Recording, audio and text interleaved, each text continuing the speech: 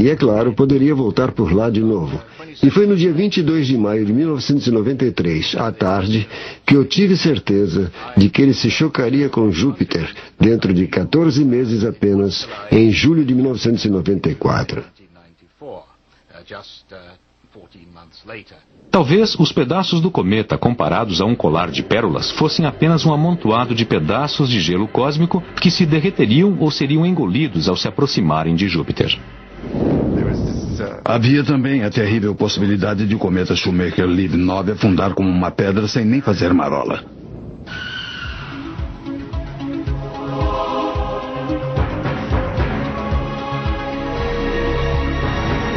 Na semana em que se iria conhecer a verdade, um arsenal de telescópios preparou-se para o impacto.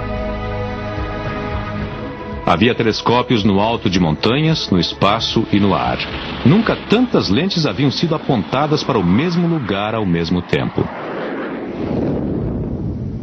O cometa Shoemaker-Levy 9 iniciou sua aproximação como se fosse uma formação de bombardeiros. Para a maioria dos terráqueos, o dia 16 de julho começou como tantos outros. Aqui, nas montanhas de Sierra Nevada, no sul da Espanha, era outro dia de sol, preguiçoso. A maioria dos habitantes daqui não fazia ideia do drama que se desenrolava no firmamento. Mas lá, em cima do pico de Calle Alto, os telescópios estavam aguardando o momento. Os primeiros a poder captar a cena do milênio. A 650 milhões de quilômetros de distância, as nuvens do início da madrugada também aguardavam.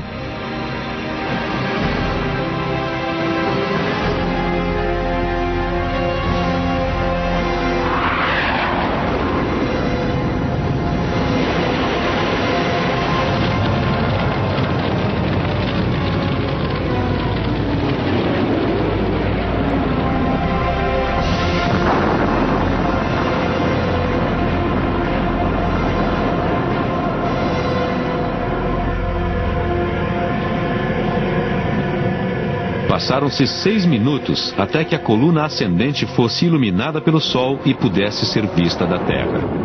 E mais meia hora para que a luz vinda de Júpiter atingisse os telescópios que a esperavam em Calle Alto, no sul da Espanha. 40 minutos depois do impacto, olhos humanos viram pela primeira vez o tremendo clarão de uma colisão titânica.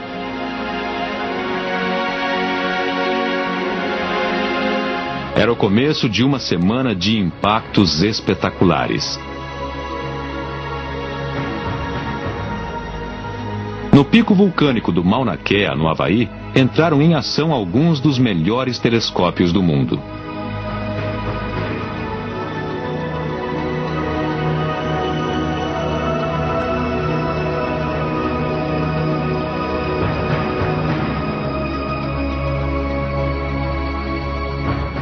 E o Cadeplaca aguardava, no maior telescópio do mundo, o Keck de múltiplas facetas, um olho no monitor, outro na meteorologia.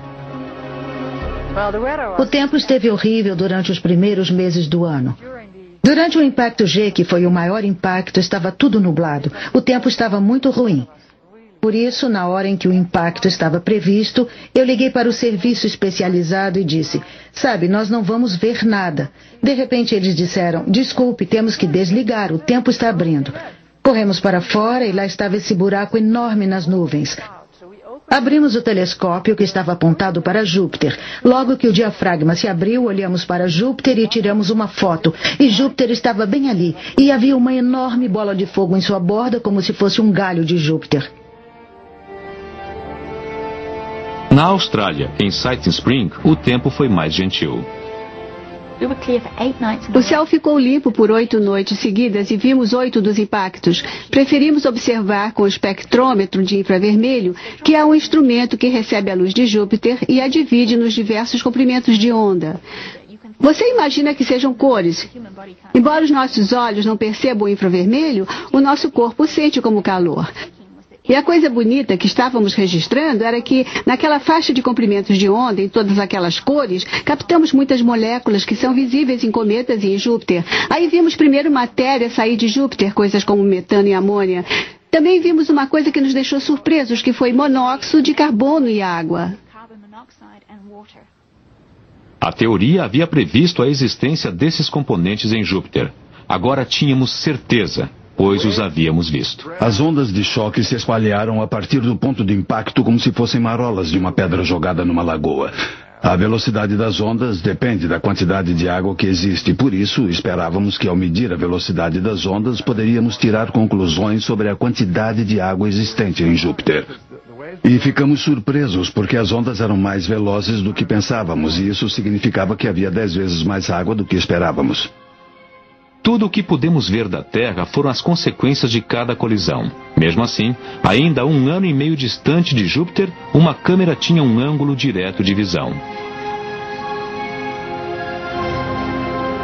As observações que a nave Galileu fez dos impactos serviram como elos fundamentais para desvendar a sequência de eventos.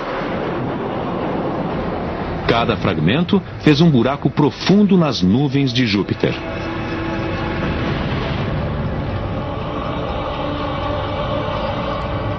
E as bolas de fogo explodiram, talvez 75 quilômetros abaixo da camada de nuvens, lançando colunas de material ejetável que subiam como foguetes de volta através da atmosfera.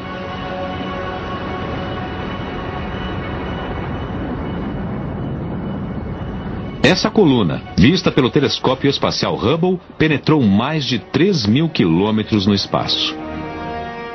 Quando ela caiu, formou uma mancha do tamanho da Terra. Pudemos ver acontecendo na atmosfera de Júpiter os tipos de eventos que para nós eram até então simples especulações sobre a história da Terra.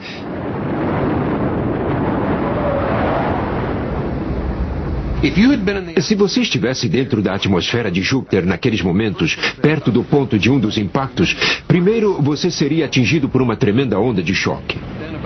Depois de uns 20 minutos, você seria torrado pelo calor dos detritos que caíam. No caso da Terra, acreditamos que os detritos que caíram sobre todo o nosso planeta foram a principal causa da morte dos dinossauros. E a maioria dos dinossauros que estavam na superfície teria sido torrada dentro de 1 hora do impacto. 1 ano depois, quando a poeira já havia baixado em Júpiter, a equipe da Galileu se prepara para um impacto que eles vão criar. As instruções para que o orbitador solte a sonda foram todas pré-programadas. Tudo que o controle da missão pode fazer é esperar que a Galileu sinalize o sucesso ou o fracasso. Se a sonda não se desprender, nós não vamos perder apenas a missão da sonda. Perderemos também o orbitador, porque não haverá como mantê-lo em órbita com a sonda presa a ele. É tudo ou nada.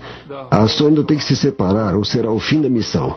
Por isso os nervos estão à flor da pele.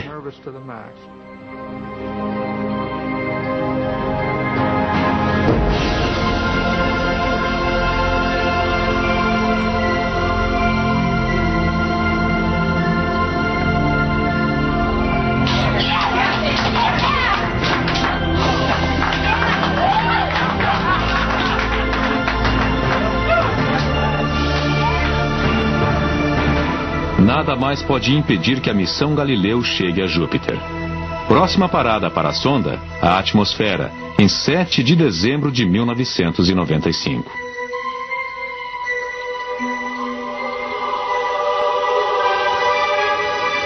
Quando a sonda penetrar na atmosfera, ela estará indo onde nenhuma outra espaçonave foi antes.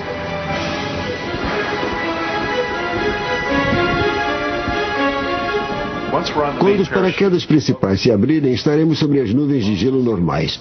E talvez vejamos um céu azul em cima e nuvens brancas embaixo.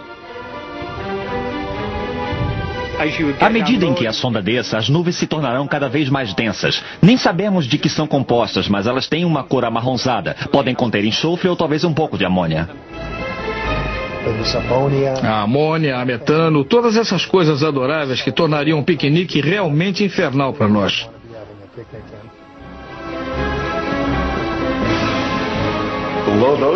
Abaixo das nuvens, esperamos ver as nuvens de água que podem ser bem espessas e talvez possamos detectar violentas tempestades. A missão da sonda terminará por volta de 75 minutos após sua entrada na atmosfera, tendo atingido uma profundidade de mais de 150 quilômetros. A sonda deve ir muito mais fundo do que isso, até onde não sabemos, antes que seja destruída pelas altas temperaturas e pressões e termine por se evaporar antes que seja esmagada. E ela vai evaporar e passar a fazer parte de Júpiter. Desta vez não haverá foguetório, talvez apenas na Terra. Como o cometa antes dela, a sonda vai virar só mais um pedaço descartado do sistema solar que foi tragado pelo gigante de gás. Júpiter é o aspirador de pó do sistema solar. Se Júpiter não estivesse lá,